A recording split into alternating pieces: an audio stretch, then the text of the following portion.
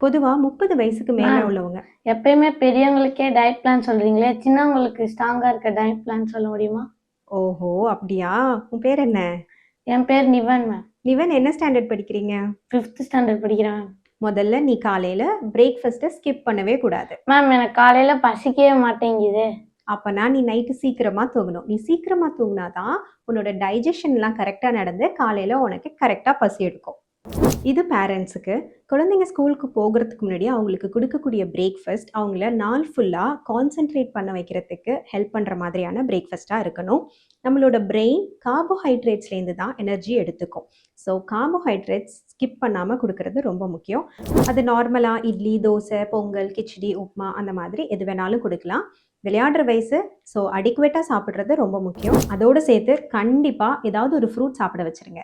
Next lunch கொடுத்து விட்டுருப்பீங்க. ஒழுங்கா சாப்பிட்ருப்பாங்களான்னு தெரியாது. ஷேர் பண்ணியிருப்பாங்க. கொஞ்சம் விளையாடியிருப்பாங்க. ஸோ டயர்டாக இருப்பாங்க. ஈவினிங் ஸ்கூல் விட்டு வந்ததுக்கப்புறம் கொடுக்குற ஸ்நாக் ஒரு கம்ப்ளீட் மீலாக இருக்கணும். கார்போஹைட்ரேட்ஸ், ப்ரோட்டீன் எல்லாம் இருக்கிற மாதிரி பார்த்துக்கோங்க. ஒரு வீட்டில் செய்கிற கட்லெட், ஸ்வீட் கார்ன், சக்கரவள்ளி கிழங்கு அவிச்சு கொடுக்குறது, இந்த மாதிரி ஹெல்தி ஸ்நாக் கொடுக்கலாம். கால்சியம் போன் ஹெல்த்துக்கு ரொம்ப முக்கியம். ஸோ ஒரு டம்ளர் பால் கண்டிப்பாக கொடுக்கணும். மேம், ஐஸ்கிரீமும் பால்ல தானே செய்றாங்க. ஐஸ்கிரீம் சாப்பிடலாமா?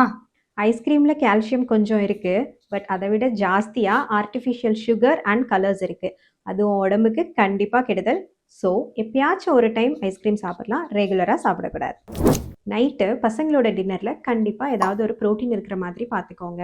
ஒரு சுண்டலாக இருக்கலாம், பன்னீராக இருக்கலாம், பருப்பு வச்சு சாம்பார் செஞ்சு கொடுக்கலாம், இன்னும் சிம்பிளாக ஒரு பொட்டுக்கடலை சட்னி கொடுக்கலாம்.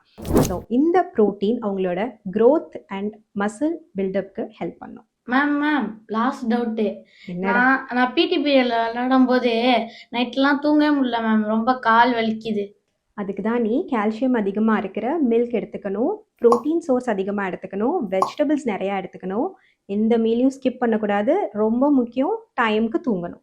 இதெல்லாம் கேட்டு தெரிஞ்சுக்கிறது பெரிய விஷயம் இல்லை. கண்டிப்பாக பசங்களை செய்ய வைக்கணும். குழந்தைங்க வளர வளர அவங்களுக்கு சொத்து சேர்க்குற மாதிரி அவங்களோட ஹெல்த்லையும் இன்வெஸ்ட் பண்ணுங்கள். குழந்தைங்களுக்கான டயட் பிளான் வேணும்னா எனக்கு டிஎம் பண்ணுங்கள்.